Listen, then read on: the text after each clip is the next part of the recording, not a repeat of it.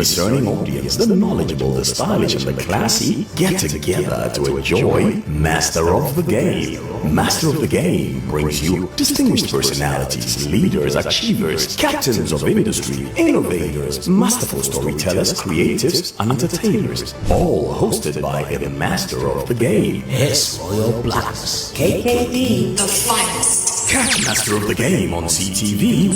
Oh yes, nuggets of inspiration and delightful treats for your enjoyment. Whether you love power, money, beauty, or fame, there is so much to learn from Master of the Game. Only in the place to be. The coolest channel, CTV. Hello and welcome to Master of the Game, the program on which we bring you the movers, shakers, icons and legends of our beloved motherland Ghana. My name is Darkwah, Kwasi Kyei Darkwah, and this morning I'm very glad to meet one of my art heroes. I've admired his work since I was about 18 years old. I first acquired a painting from him when I was about 27 years old, and I must say I saved over 1.5 years to be able to buy that painting. Like the works of a senior of his, Otoo, they don't come cheap. But once you own them, you feel a certain joy and satisfaction. His work is displayed in the presidential suite as well as our emissaries' offices in the United States of America. And today, I am delighted to be united with the one, the only, the great artist, and he calls himself a contemporary traditionalist. Mr. Larry Otoo. Akwaba. I am so happy to see you, Larry. Thank you, KKD. And every day I go to my old offices, I see your work, the fashion parade. Do you remember working on that one? Yes, I do. I did a couple of those series. But yours was one that touched my heart after I finished. So, wow. When you came for it, I knew you had one of my babies. They say when you buy an art piece from a painter, it is still not your own, for when the painter wants to display it, he may always borrow it. Is that true? Very true. You know, once I went to somebody's house and he had displayed my work, and each time we were having the conversation, I kept on looking at the painting. And what was going on in my mind was that I was painting the work whilst I was conversing with repainting that whole work yes, again. repainting it again. Because, you know, as you grow up as an artist, you sort of find new ways of tackling problems or challenges that you had at first. So it's like, oh, I could have done this thing much better. So maybe for this technique, instead of using a brush, I could have used a scalpel? A scalp or my finger, or maybe change this color. So you sort of feel you own the painting. And that after the conversation with your guest or your host, you need to take it back with you and do it back, you know. And sometimes I've been tempted to request for it. Those who just like the painting as it is, leave it at that. But most often, some of them oblige, and then they will tell you, okay, but bring it as quickly as possible, because they've grown used to it. The painting becomes part of their part home of their whole and maybe life. their family. Yeah. Interestingly, I will never give you back the fashion parade, because at the time you painted one of my good friends in it. He had just come from the United States of America with his Rolls Royce, always had a big cigar. Kofi Wayo. Yeah. Painting. I remember. And then I told you that it looks like a tycoon. You know, yeah, I remember very well. Okay. So I want to ask you, the painter often hides in his studio, toiling endlessly, nobody getting to see the work. What is it that inspires him to go on? Look at it this way. It's a sort of hibernation. You know, I don't like to be working in an environment where there's a lot of interruptions, noise, etc. So for my part, I would prefer to work solely in a studio, just like if we look at it in the biblical sense, God looked at the earth in its void and then gently and quietly created an environment for we humans to come and live in. So in the same way, it's for the artist or the creative mind to sort of birth out the incubated child. It's all an environment where you need the peace to create something. Let something come out. Yeah, you need peace. For the new thing you are doing to come out. So you sort out the nitty-gritty of challenges or problems by contemplating and then solving it out. It's a whole process that needs a bit of quietness sometimes. Yeah. When you're painting, what do? Do you mount the work on an easel? Do you lay the canvas on a table? Everybody has their own. Some want to peg and stretch. Some want to mount it on an easel. When you're painting, what do? That's a good question. When I was in school, we did it on easels. When I completed school and I created my own studio, I sort of bought a couple of easels and started using it. As I matured and grew up, I started painting anywhere. I could stack the painting on the wall, or recently I got this swivel chair, the smallest type that you can adjust to a low level. And so I sit down at that level and just stack it against some of the paintings I have against the wall and work on them, whilst I have jazz music playing in the background, or maybe listening to a radio station with an interesting conversation. Are there particular songs that inspire you to work on particular paintings? I used to listen to a lot of Bob James. Oh, you like Bob James? Like Bob One James. of my favorites from him is Westchester Lady. Okay. You know that song? And then I like Osibisa. I like. That's for working. That's for working, yeah. And then some of the jazz music. El Clue? El Clue. What about Grover Washington? And Grover Washington, yeah. Black Frost, and Mr. Magic? Yeah, Mr. Magic. That was what we used to listen to that when we used were to be in my school. name when I was a little boy. Yeah. So it's almost like you are in your own cocoon factory, where you are thinking of the family at the same time.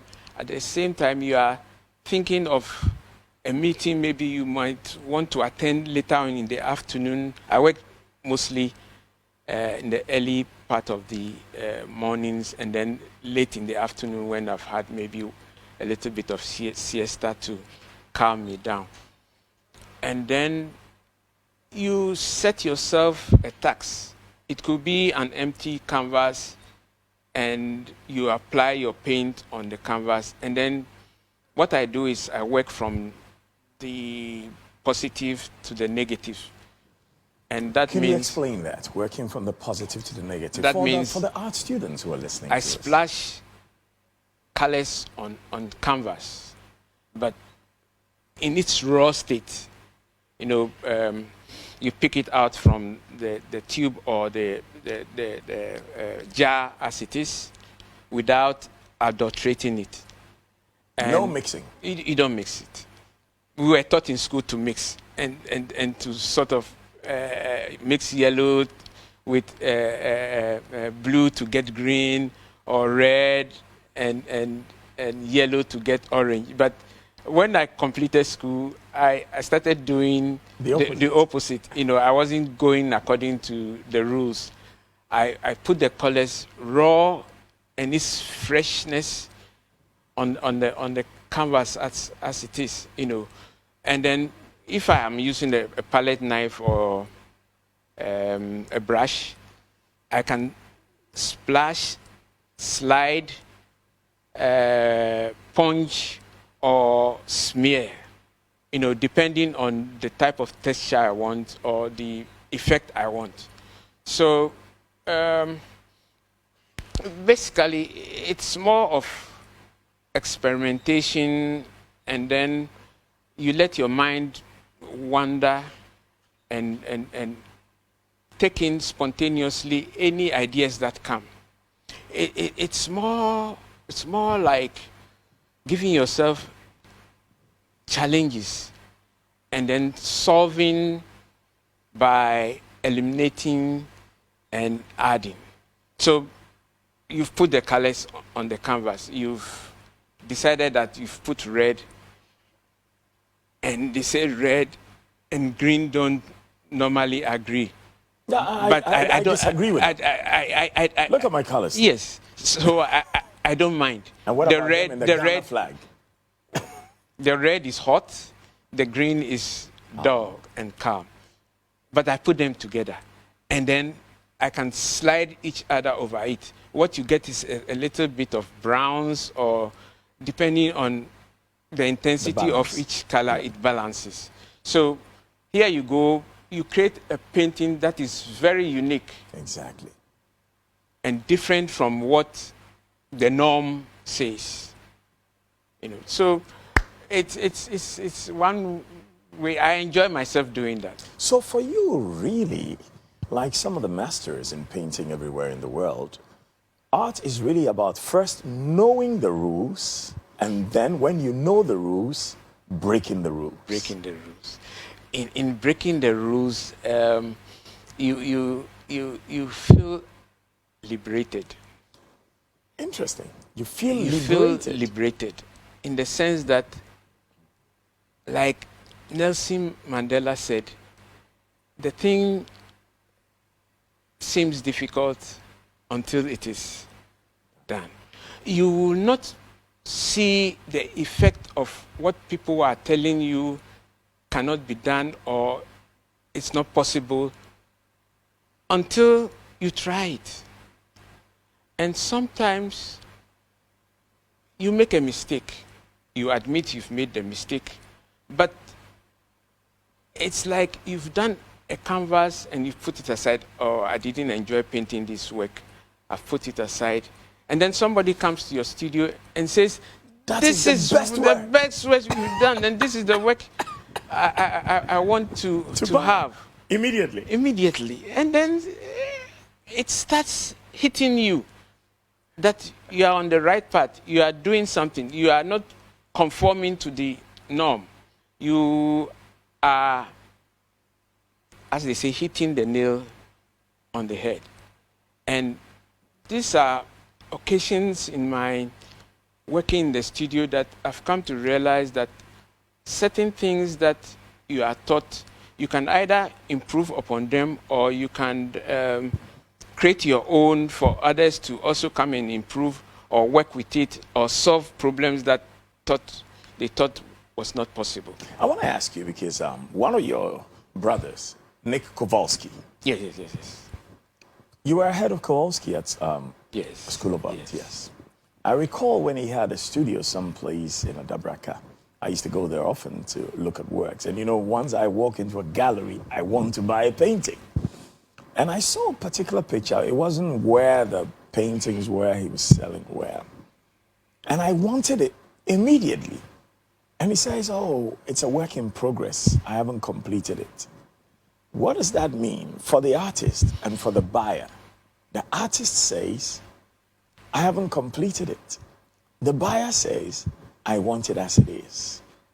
In a situation like that, what happens? It always happens. I'll tell you a story. Professor Glover. Professor Abladi Glover. Abladi Glover, fantastic. Yes. of Omanye Gallery. Yeah. Yes, organized a workshop a few years back, and we were all given canvases and easels to work on. Who attended? A couple of artists, some of them are late now, others, but the creme de la creme. Wiz was there. I can't remember whether Kofi Setoji was there, but a whole lot of them. And we were set to paint anything, according to the themes we have are noted to be painting in our studios. So I painted an orchestra. I started the work, and halfway through, Prof came around, going from each artist to see what work was in progress. And he came to mind and said, "Oh, Larry, I love this your work." And I said, "Yes, Prof, I'm still working on it." "Yes, but I like the stage in which we." I said, "Oh, Prof, I have not finished." He said, it's okay. You know how Prof talks. Exactly. It's okay, but I think you are done. And I said, "Prof, I haven't finished." He went severally and came back again, and then he said, "Larry, don't spoil this work." And I said, "Prof, Oh, I see. I won't spoil the work."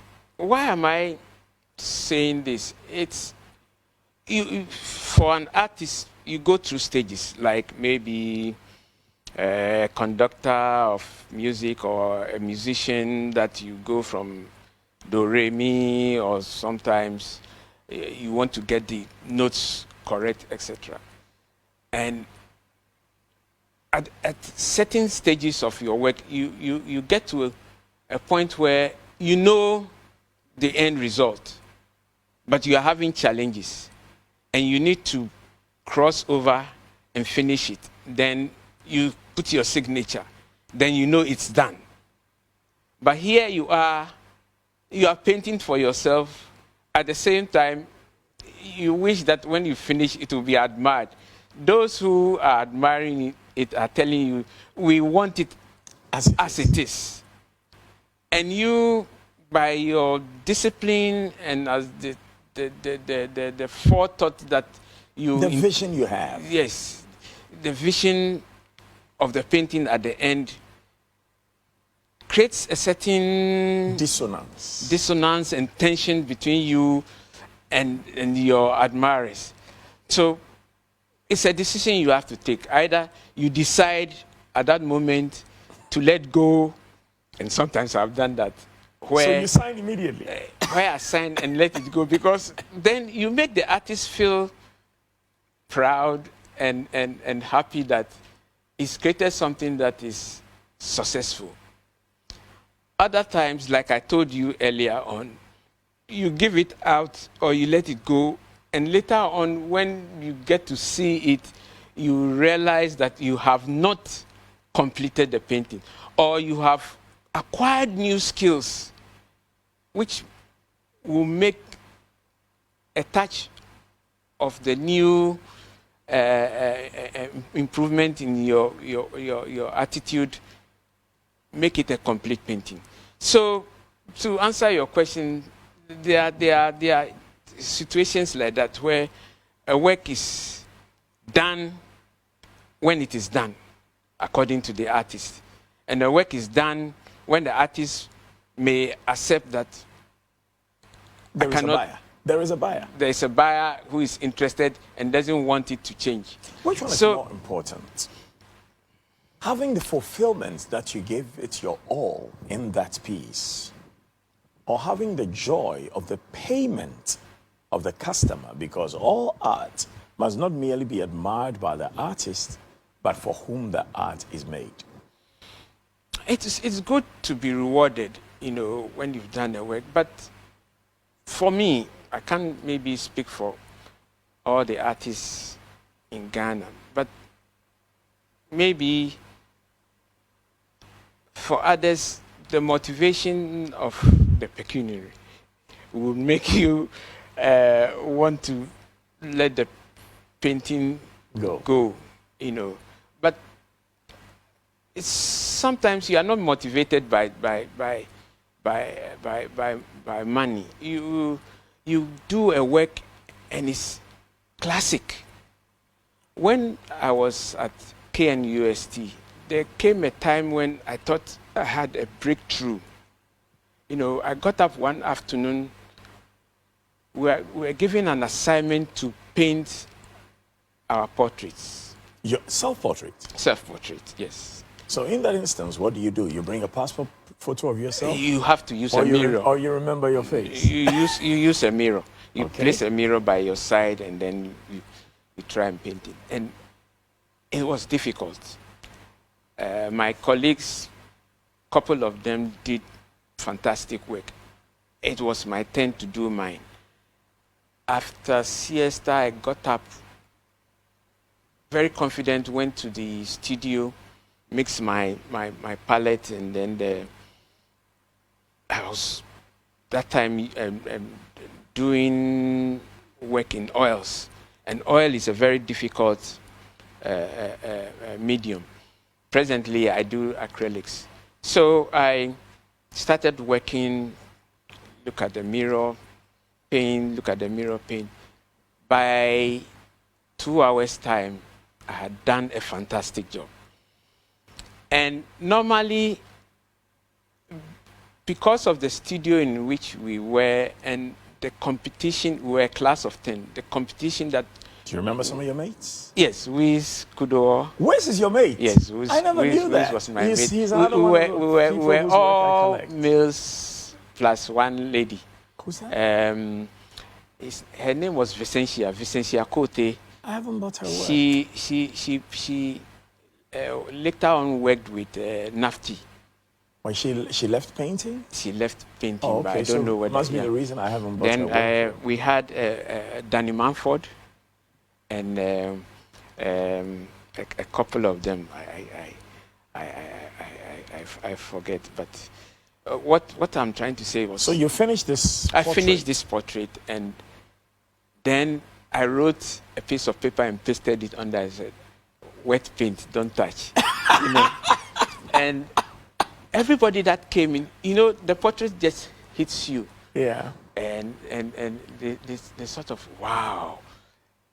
And, you know, earlier on, we were in school, but we lived at that time when the government was paying you money to be in school. That's right. But it wasn't enough. Not So- much, but at least it was motivation. motivation. So what we did was we paint, and when we came home, we sell, some, and then yeah. you know, to keep body and soul together when we come back on campus. And I was noted of going to the loom to sell my paints. I was I one know. of the most Mrs. Ademola's Mrs. The Ademola's Loom. successful people. So they used to call me Larry Loom. So when they came into the studio and saw the portrait, wet portrait on the easel, they sort of started pinning nose there, Larry Loom, like, you know, all around the place. And early in the morning, they admired it because it was one of the most successful self-portraits that had been made at that time. So it was at that time that I realized that I had arrived to put it in. Which year was this? That was, we were in this third year, getting to the final year, and that must be 1980. Wow. Yeah, 1980. So it was the turning point in my career as an artist when I realized that it was something that could be done. And it also gave my colleagues the Motivation, and impetus, yeah. you know, to sort of do what their colleagues has been able to achieve. So it's it's a situation one goes through. You know, you do something that makes you want to continue to rise up as an artist in life. It's the challenges and the way you go about it. My guest on Master of the Game is Larry Otoo, better known as Larry Loom, as you just heard. And when we come back, we're going to find out about the family that he's from that gave him the kind of conditioning that helped him become the artist he is. And then we'll also learn about the family he has created. And we will learn about some of his paintings and the particular techniques that he wishes to share to young people about what they can do to arrive at such outcomes. Only on Master of the Game on CTV, which is also streaming live on 100.5 Accra FM, on Facebook at MyCTVGH, and on YouTube at MyCTVGH. We're streaming live on Facebook at MyCTVGH, on Accra 100.5 FM, on Class 91.3 FM, and on YouTube at MyCTVGH. If you love art and are following the conversation, please go to our Facebook page or our YouTube page and leave your comments there, and we'll talk about them right after this.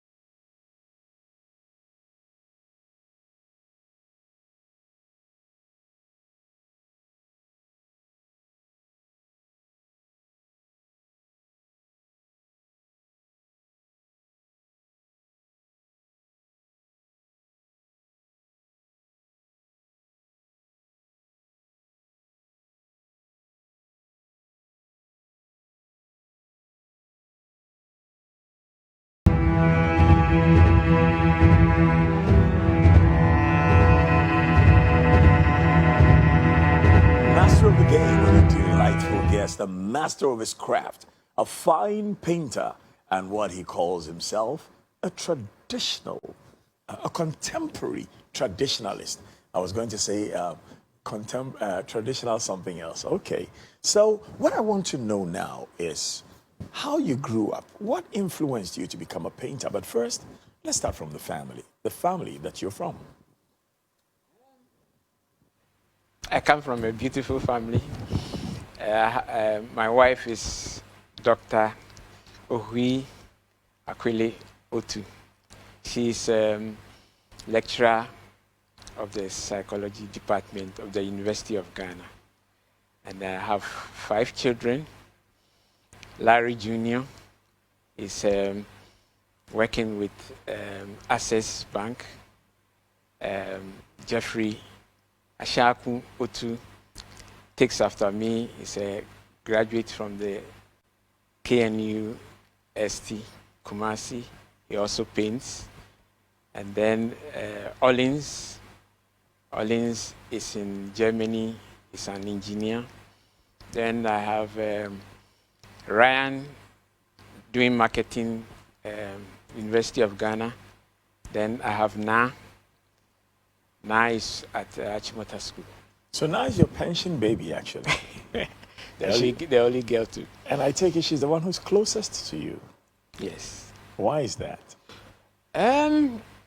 When she was growing up, the mother had to work and be in school at the same time. So she was left in my charge.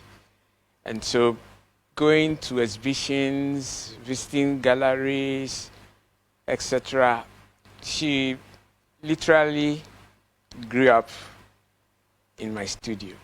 And so we've created that bond. It's a bond that I don't know how to describe it, but we have pet names. And What does she call you? Shafto. Shafto. And According to Shaft, the movie, or what? There's how did the story start? Bobby Shafto gone to see. Bobby Shaft. Oh, Yes. yeah, I know that. And we have a couple of stray cats. You won't believe it. They just came and we decided that, okay, we'll just be feeding them because they were scavenging in the dustbins and picking up here and there. So we just decided that, look, let's take care of them because nature. And we named them Bobby Shaftu, and occasionally me and my and now we sort of have a conversation where we decide that Shafto has traveled, gone to sea and come back home, So. Oh, you mean when they go away, when they go and home again? Go away, and then we say, okay, Shafto has gone to a nightclub, and when he comes back after some kittens or some cats have beaten him, and we can see the scratch mark, you say, oh, today when he went to the clubhouse, he was beaten up and had a scratch, etc. So it became like a game. Eventually, we started calling ourselves Shaftu. When she's in the kitchen or doing something else, and she would just shout, Shaftu, and whilst I'm working in the studio, I will reply, yes, or something like that. And when I'm looking for it, I also say Shaftu. But does the cats know you call it Shaftu? Yeah, they do. They do. Whoa. They have times they will come and stand behind the kitchen when they smell the fish being fried or something, and then we'll say, Shaftu badumojeme, because you hear the meow and the sort of thing. Interesting situation that nature has created. But they were stray cats. Kushiawa, as the Gans say. Yeah. They walk on the roofs. On the roofs and then the walls, and then when your dustbin is available and then you've put in fresh rubbish or something and they can scavenge something, they come down and create problems. But eventually, when we sort of started taking care of them, they became slightly domesticated. They come and go, etc. Yeah. Interesting. And how about the boys and mom?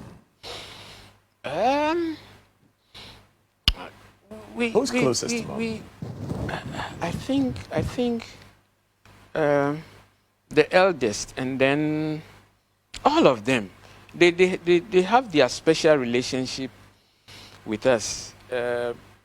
We don't have favorites, with the exception of my daughter and me. I think the best way to take care of a family is not to really discriminate or have favorites, maybe based upon intellectual abilities or based upon handsomeness or beauty or this thing, but to love them, because for me, my philosophy is God has given you a responsibility to take care of children. Whatever they turn out to be, whatever they are, it's God's way of blessing you and giving you a responsibility, to take care of them, because they are a next generation. They are God's way of keeping the race going.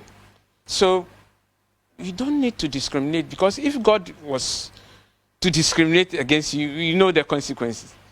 Yeah. So that's how that's my philosophy about my family, and my wife, I believe that's the same. What would you say are the happiest moments in the family? Oh, when we tease each other.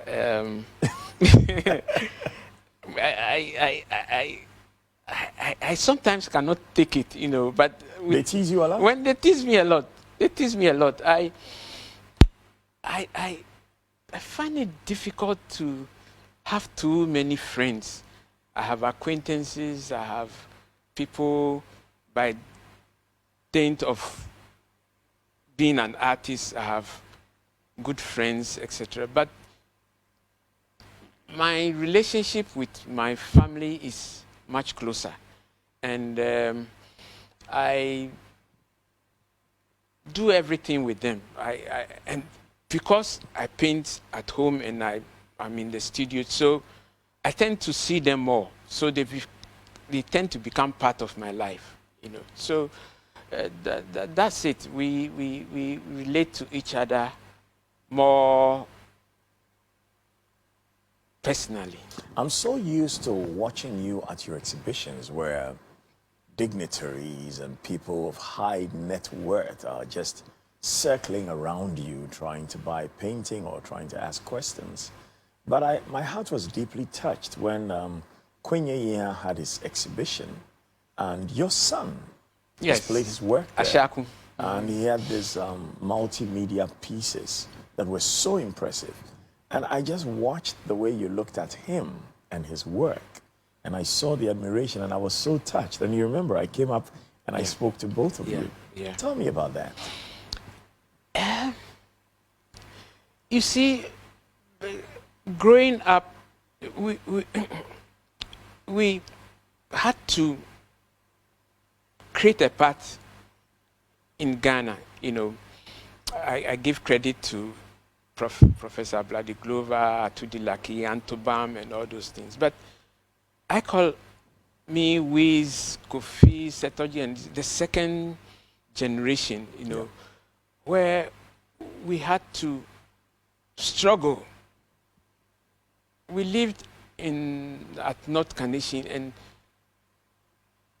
starting your career as an artist, sometimes I had to carry my paintings under my armpit and walk through Feoyo, down through the factories and get to Circle, just to take my painting to the loom so that There was no money even to get a trotro. yeah, to be sold.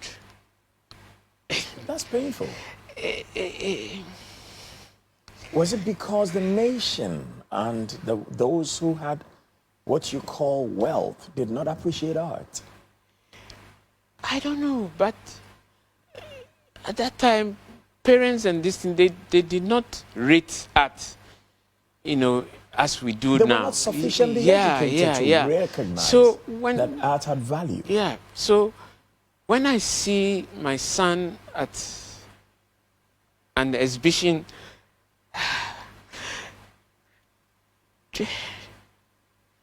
doing well,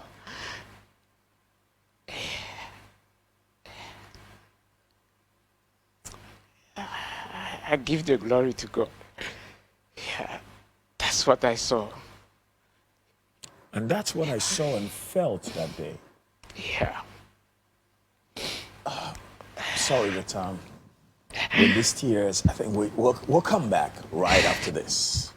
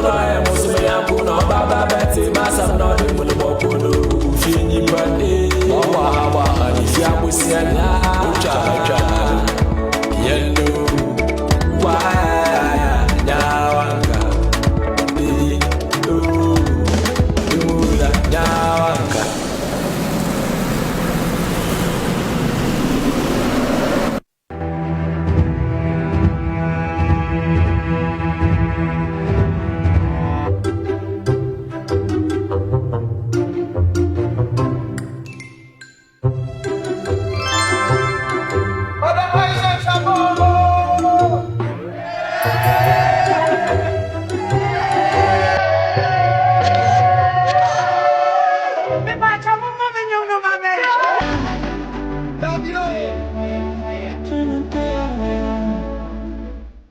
walk on every street. Upon I beat the world in my feet. If you just go back and ask it for me, yeah. I wanna party, ain't for me. I've been about you. I've been seen everything I know. I've been to no matter what I do.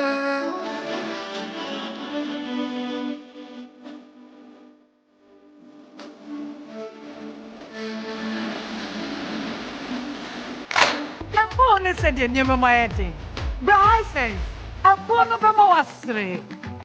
It's party time. We want to understand Ola Bawo. As I introduce to you, Safari, Zoom Flex, live on Ghana's #1. With Zoom Flex, you can join the fun wherever you find yourself via Zoomer. Ella, just shake the body. God, it's Friday. Of course, time is 10 p.m. Sharp on Ghana's #1 with the man them DJ Last Week Official. We say Ola Bawo.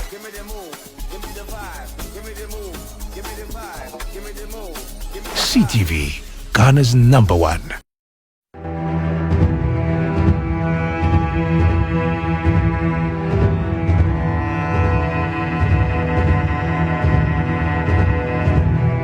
On Master of the Game with a master of his craft, the one and only Larry Otoo, a celebrated African fine artist, a contemporary traditionalist, and the pain that he expressed in tears just before I quickly cut and went on a break reminds me that life itself is full of joy and pain, sunshine and rain. And wherever you are at the moment in your life, you must understand that some people made sacrifices for you to be there. Somebody actually created the ladder that you used to climb, and somebody put that ladder by a wall for you to climb. So every one of us is the beneficiary of the sacrifice of somebody before us. And every one of us must also be willing to make sacrifices for those who will come after us. Artists in years gone by were disrespected. They suffered. Very few even understood the quality that they add to the lives that we have. For through their art, they communicated so much to society. And through their art, our culture was projected and expressed. And now I am looking at Larry, a proud father, a celebrated artist whose son is also making his way in art. How do you feel about him now? Yeah, so like I was saying, I felt proud. I looked at him and I said, he didn't have to go through what some of us went through. You know, it was difficult. You were fighting opposition at home because your dad wanted you to be the norm. And everybody can be a doctor, a lawyer, an architect. Yeah. But everybody can do something better than a doctor, a lawyer, an architect, based on their talents. Yes. And you had to walk with your head held high. You know, when friends met and you sat in conversations, oh, so what are you? I'm a doctor. Oh, what are you? I'm a lawyer.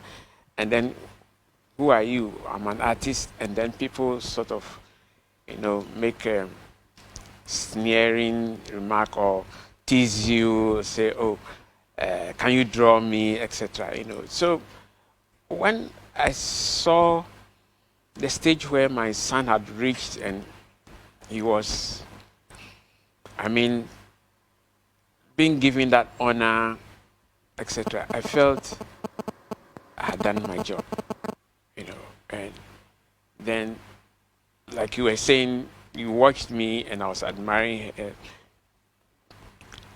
Memories were flooding through me, and it was like,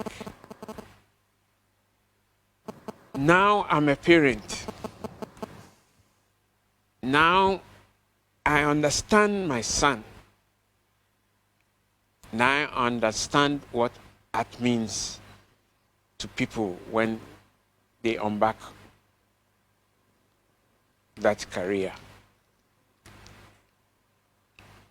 So that's the situation at that time when you saw me and I was admiring my son. Yeah. Every career, every job has its place in society. And I think a good number of parents need a re-education because parents themselves who don't have much exposure limit their children. Exactly. For if it is just economic reward you're looking for, the greatest of artists make much, much more money than the greatest of lawyers, doctors, and architects. Yeah. That is a fact. It's not to be argued at all. But if it's also even impact on the society, so long as you excel in your field of endeavor, your impact will be felt. What can we do as a people to let more parents understand this? I don't think we have to do much. The thing we have to say is we all came into this world with a certain trait And some peculiar talents. peculiar talent, because we all can't be footballers, we all can't be masons, we all can't be carpenters. God in his own wisdom shared abilities to us so that somebody can design a television we can all watch. At the same time, somebody can make it possible for us to be healed when we go to the hospital. And somebody, by virtue of his talent, can take care of us when we need help or when we are in trouble. You know, so we have soldiers, we have policemen, we have different types of talents.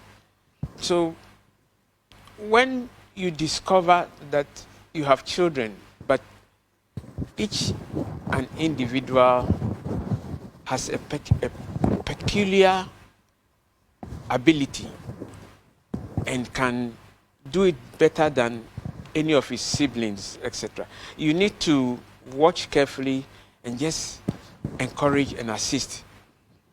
Most often, by encouraging the person, you get to a stage where the child becomes confident, enjoys what he's doing, and who knows, it becomes a career. Like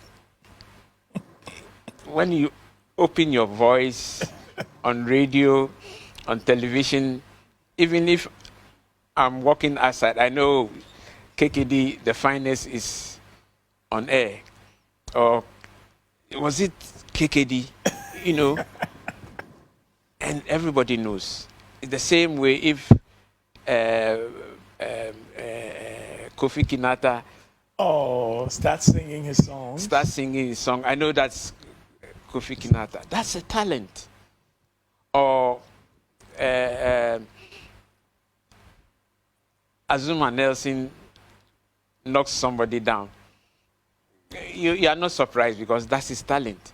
So each and every person has a talent which parents need to nurture and encourage. That's what we have to do. You don't, unless sometimes there are exceptions where a brilliant person may not really be focused on what he wants to do in life. In that case, in that situation, you can, as a parent, guide, say, look, I think if you become a pharmacist, because you are good in mathematics, you are good in science, these are the options. You can become a surgeon or an orthopedist or this thing. These are. But that is where the education system and teachers, but not just mere teachers, teachers who are also mentors, come in. Because if your parents, let's say, were illiterate or were not themselves exposed sufficiently to be able to advise the child, a good teacher can advise the parents that your daughter or your son has these abilities and they must be encouraged. And these are the career pathways for the abilities that your child has. So I want to take you back now. Let's look at your education. Where did you start primary school? Way back, you know, I used the landing on the moon as my landmark. You know, that's when I got to complete my primary school. I went to the Radiant Way Preparatory School. At that time, they were Colegona? Colegona, yes. And we lived at Laboni. So the transportation system was so efficient at that time. You could take a bus from Laboni Junction and then get to Opera Square, pick another bus, and go to Colegona on time. And you get to class. I don't know what happened to us as a country. But that time, you had buses going everywhere. And we as children, we memorized the 2E, bus 6B. You knew your bus number. You know your bus bus number. route. If you had to go to Choco, you had to go to Otoo. You can move from one location to the other just you by... said you don't know what happens to us. What happened to us is that we got very bad people elected into positions of authority, and they also appointed very bad people to serve in offices of government. Because if you had those back then, a society is supposed to improve on the things it already has. But not to discard them. And if you discard them or you make them worse, then you must accept that you have had bad leadership.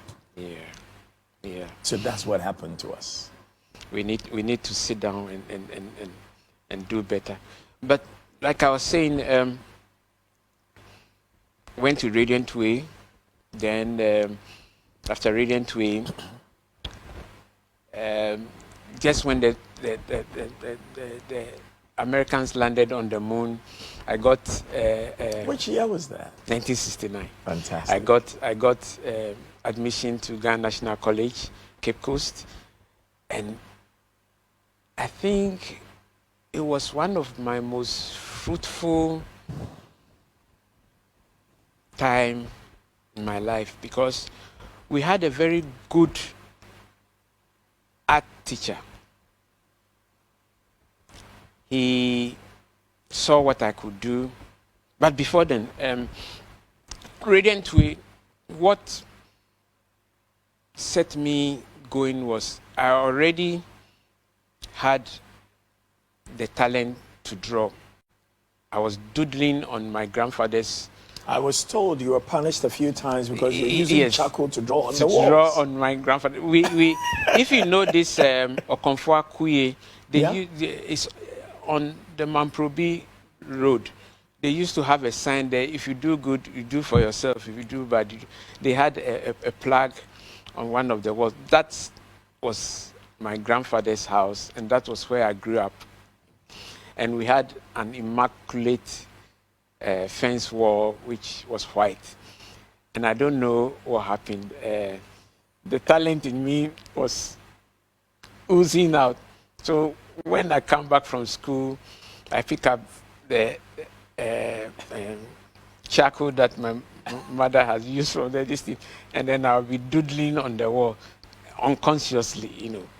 Then my grandfather would come. He had a walking stick. And whilst I was doodling, he would just come and lash me at my back. And that time, the women of the house were into trading. Yeah. You know, and I think they import barrels of pig feet. And then they bring it to the house, they cut them up, and then they distribute them. The empty barrels dried up and later served as storage for drinking water and water for house use. But when they were empty, one of the punishments my grandfather gave me was when he caught me doodling and he beat me up, he would put me in the barrel because I was small, you know. But that was part of the thing my mom told you. Somebody may be wondering why I'm smiling if a child is being punished and put in a barrel. It's in our culture that the hen, the feet of the hen do not kill the chickens. They correct us not to harm us. Yes, They yes. correct us to make us better, Yeah. to learn, to improve. It is true that some people go out of their way to harm children, but correction is not meant to harm us. Yes, yes. And I hope you understood that. I understood that. I mean, I knew I deserved it at that point. Yeah, but to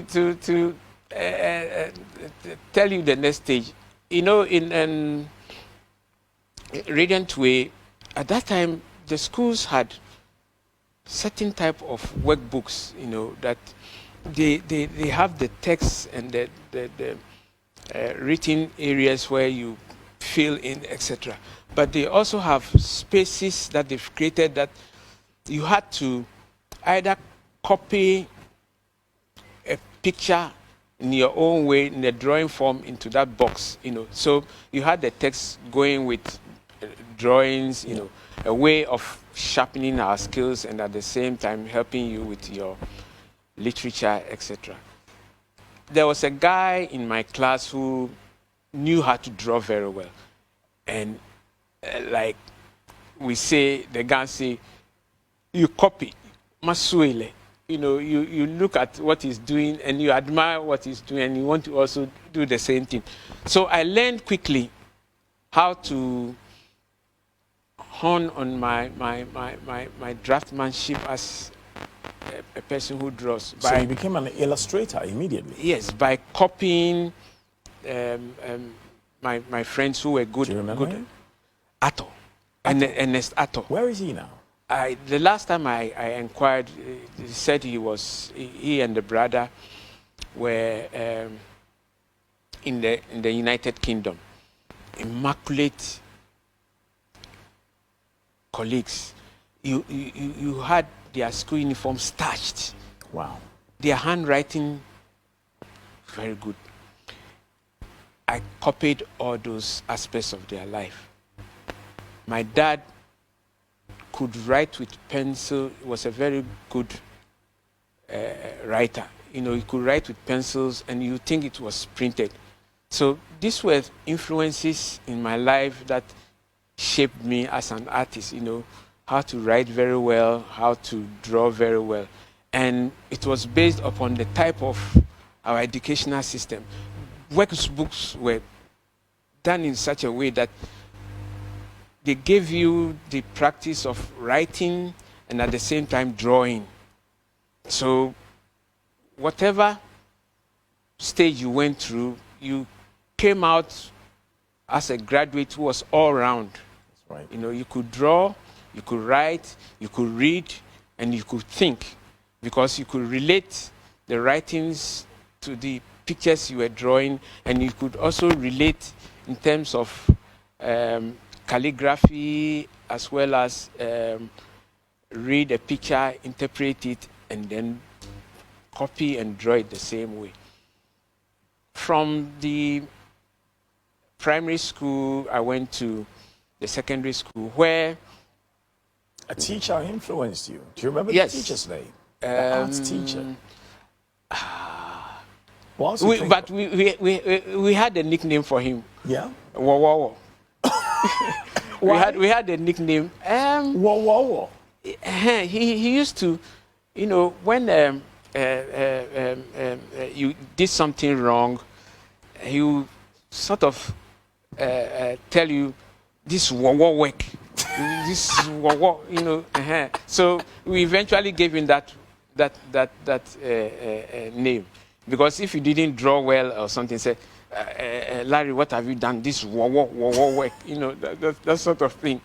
So, but the name has escaped me. When I remember, maybe I'll Yeah, but tell you see, like I mentioned earlier, it's very important for us to have teachers who are also mentors. Yeah. Because when we have very good teachers, they help us But become even better students. he was a graduate from the Winneba school at that time, you know, and he was very good. Education, yes. He was seconded to Ghana National College, and he was a ceramist by profession, and one of the things that I was also got from him was how to use clay. So through him, I became a good potter. A potter. I can do ceramics, and then I can paint. My dad wanted me to be an economist because he was a Greek economist. So, as all parents who wanted, that elite type of intellectual this thing, I was being geared towards being an economist. And as they said, I swerved him. When I was filling my university forms, I filled in for the College of Art because my teacher kept on encouraging me. So when I got home and the results came and I was called to the College of Art, he didn't talk to me. He was upset. He was very, very upset. He didn't talk to me. And he said, Amukwe, that's my traditional... Ni Amukwe. That's... Minobai, what are you going to do? Why are you disgracing me? What are you going to eat? So you can see at that time in the 60s, this thing, and he was right.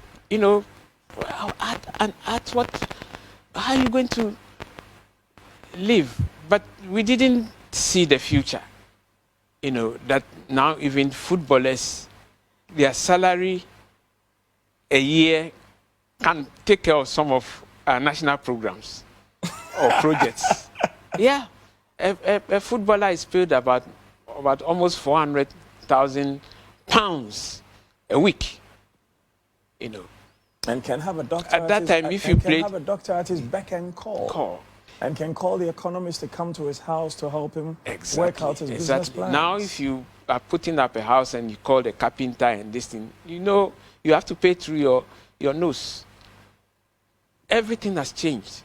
We had to be patient as a nation and as a family. But what I don't understand is these very parents of ours who were disturbed that their children were going to become artists also admired the likes of Leonardo da Vinci, Henri Matisse, Pablo Picasso, Vincent van Gogh. So if you could admire them, why didn't you believe your children could be like them? The Gans have a certain proverb, and it says, "Shon yefo." That means far away is beautiful. The grass is greener elsewhere, not where you water it. Exactly. So we fell into that belief, where we have it, but it's local. They have it, but it's foreign. But theirs is also local where they are. Exactly.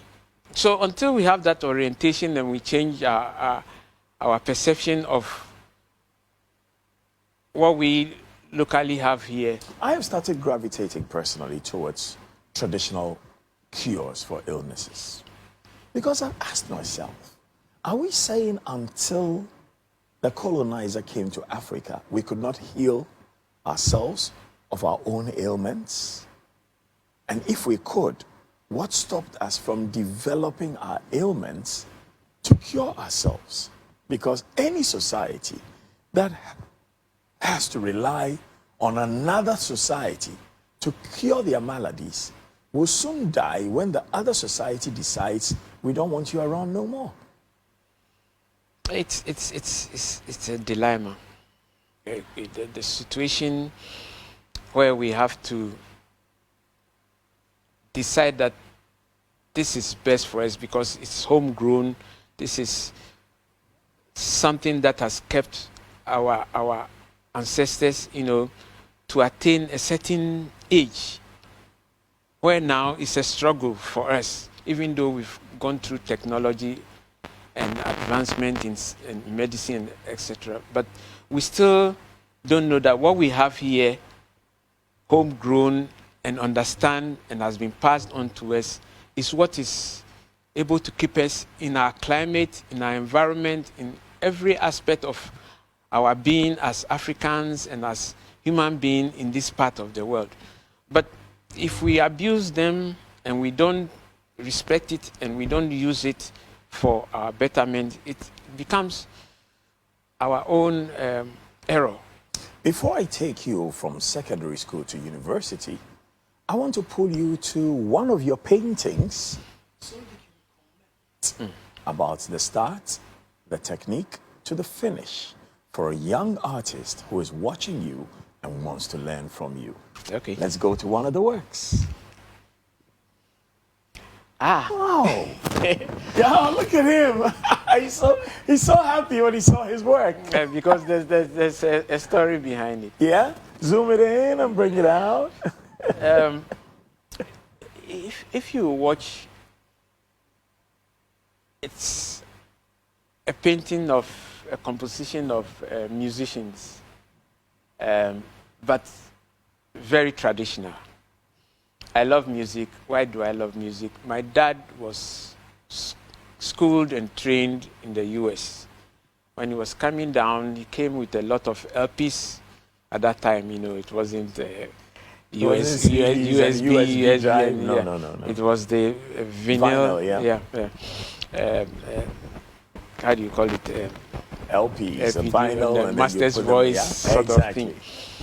And came with Coltrane. Your dad loved jazz. Jazz. So called Ella Fitzgerald. Fitzgerald came with Miles Davis. and then his favorite locally was the Woolomi. Okay. And Kim Bruce. Oh, Woolomi, and I love Kim Bruce. Kim Bruce and the Ramblers. Ole, Kim Bruce, lala. Mita make Wake, KKD small with a moshe. Nikeji akebu jatabu mimpo. Nkebo bakwe. Pam pam pam pam pam pam. You know. So I love that song.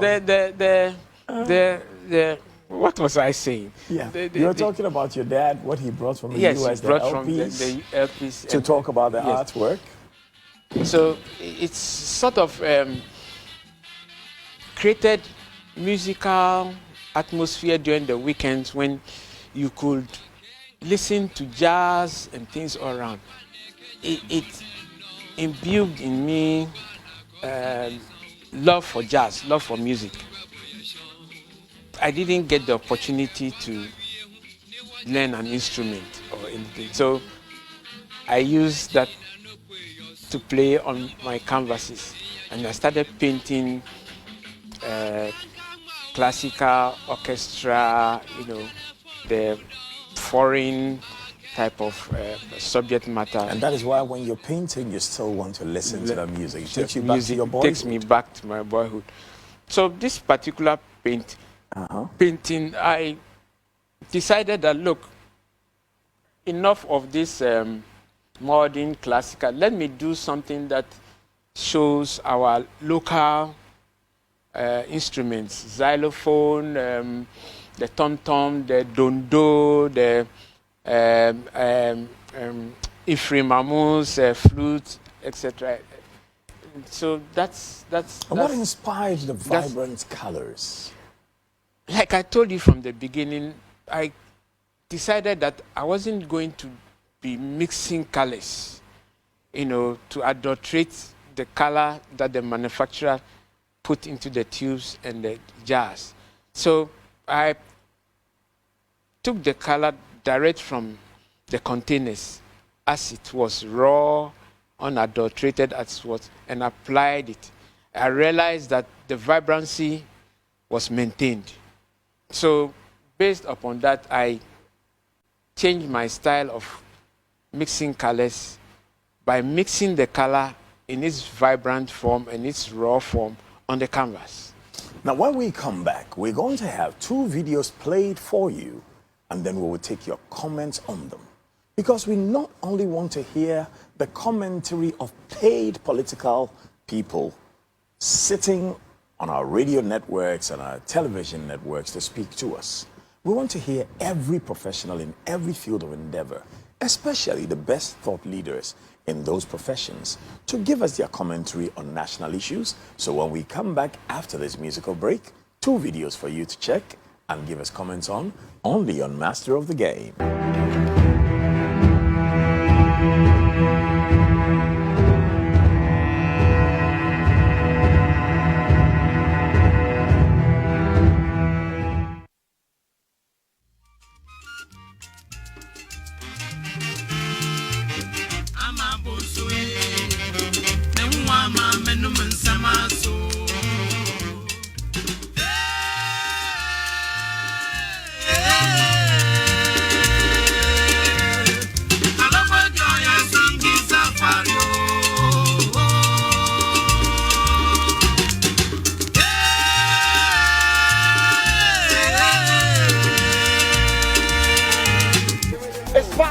it's party time. I'm watching them fair. Ola Bawa. As I introduce to you Safari Zoom Flex live on Ghana's #1. With Zoom Flex, you can join the fun wherever you find yourself. Via Zuma. Ella, don't shake your body. God, it's Friday. Of course, time is 10 p.m.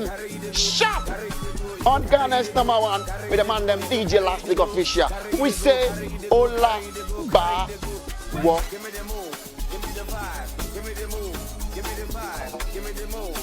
CTV, Ghana's #1.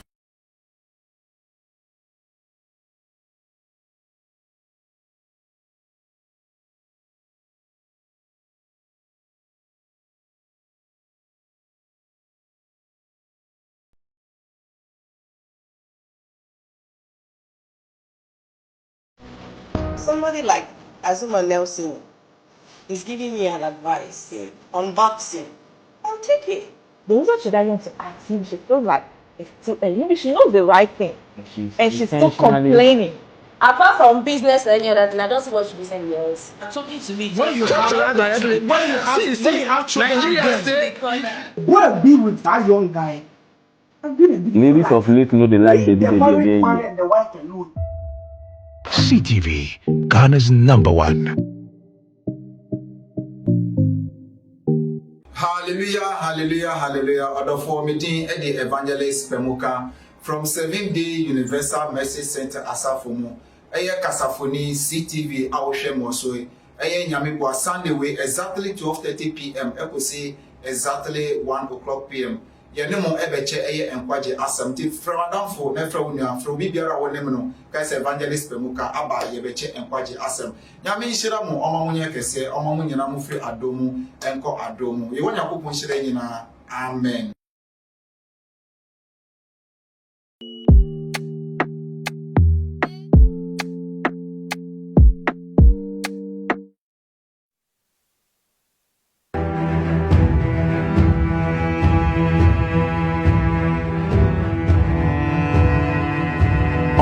Of the day with a master of his craft, a celebrated African fine artist, and as you can hear from the things he has already said, a contemporary traditionalist.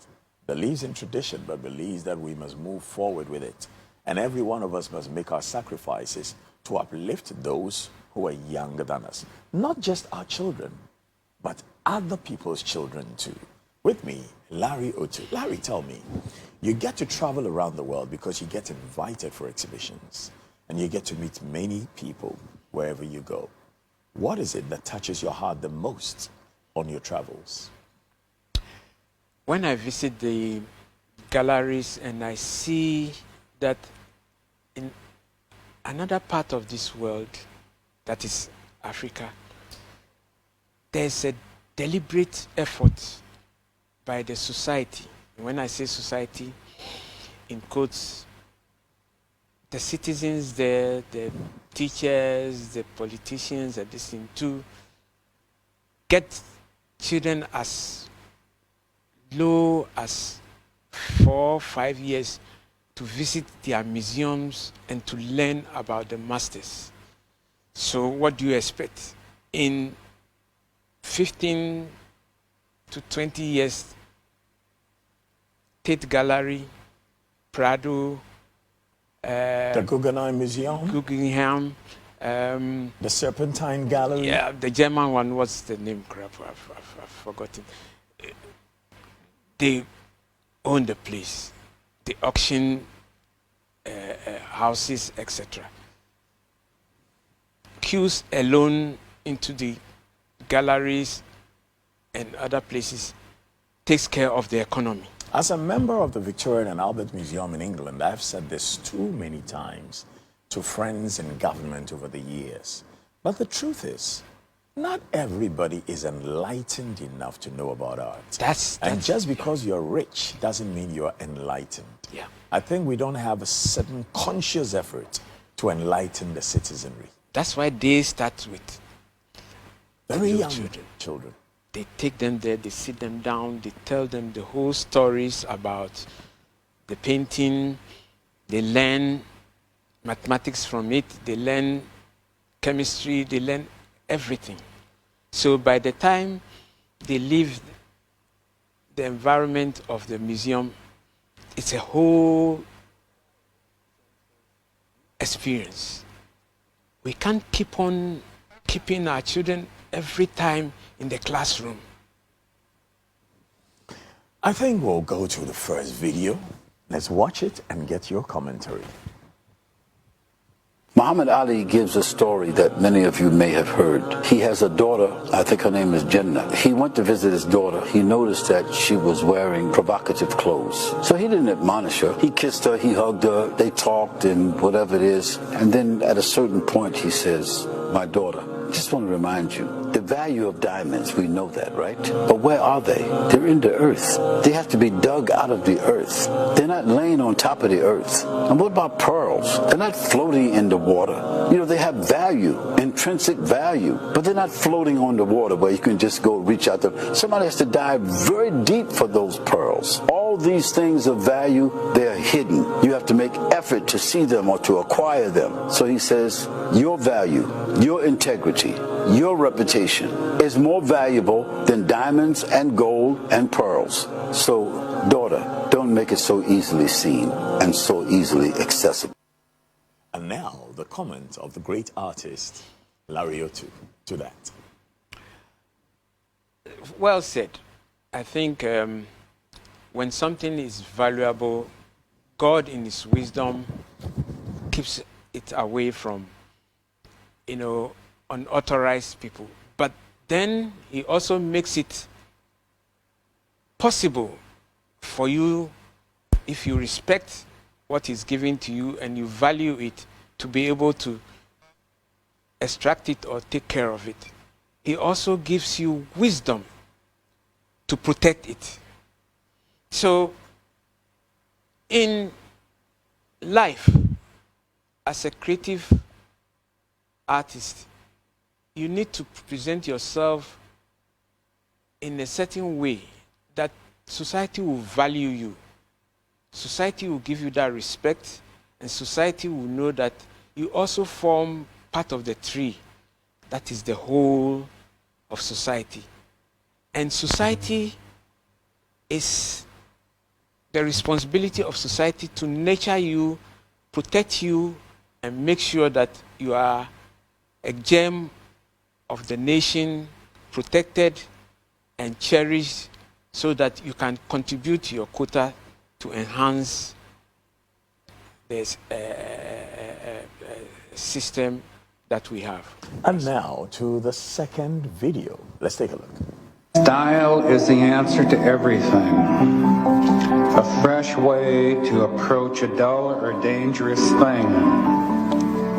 To do a dull thing with style is preferable to doing a dangerous thing without it. To do a dangerous thing with style is what I call art. Bullfighting can be an art. Boxing can be an art. Loving can be an art. Opening a can of sardines can be an art. Not many have style. Not many can keep style. I have seen dogs with more style than men, although not many dogs have style. Cats have it with abundance. When Hemingway put his brains to the wall with a shotgun, that was style. Or sometimes people give you style. Joan of Arc had style. John the Baptist, Christ, Socrates, Caesar, Garcia Lorca. I've met men in jail with style. I've met more men in jail with style than men out of jail. Oh my God, he says he has met more men in jail with style than men out of jail. The ones in jail are the ones who are confined. But if you're out of jail, you are free. So why can't people express themselves with their own style, even when they are free? Originators have style, and imitators don't have style. You have to be unique.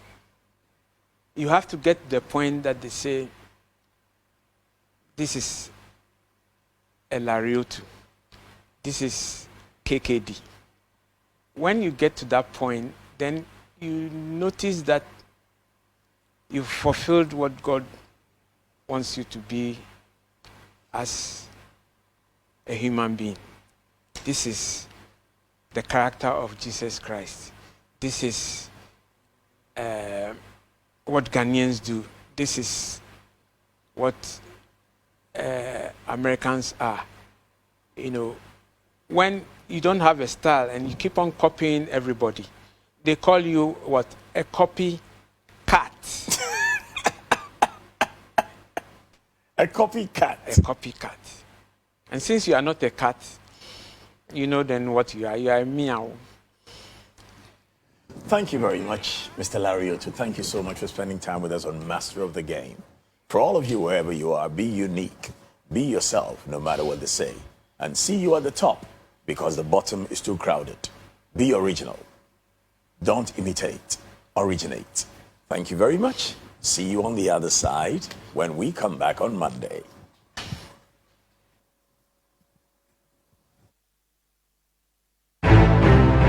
The discerning audience, the knowledgeable, the stylish, and the classy get together to enjoy Master of the Game. Master of the Game brings you distinguished personalities, leaders, achievers, captains of industry, innovators, masterful storytellers, creatives, and entertainers, all hosted by the Master of the Game. His Royal Blackness, KKD, the finest. Catch Master of the Game on CTV. Oh yes, nuggets of inspiration and delightful treats for your enjoyment. Whether you love power, money, beauty, or fame, there is so much to learn from Master of the Game. Only in the place to be. The coolest channel, CTV.